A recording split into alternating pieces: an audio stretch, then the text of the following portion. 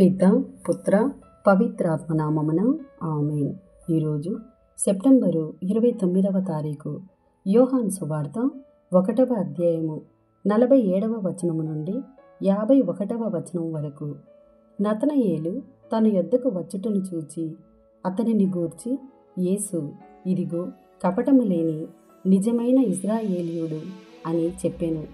మీరు నన్ను ఎట్లు ఎరుగుదురు అని నతనయేలు అడగగా, యేసు, ఫిలిప్పు నిన్ను పిలువక పూర్వమే నీవు అంజూరపు చెట్టు క్రింద ఉండుటను నేను చూచి తిని అని సమాధానమిచ్చెను.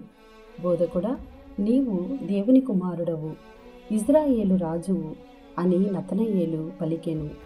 నిన్ను అంజూరపు చెట్టు క్రింద చూచి తిని అని చెప్పినందువలన నీవు నన్ను విశ్వసించుచున్నావా?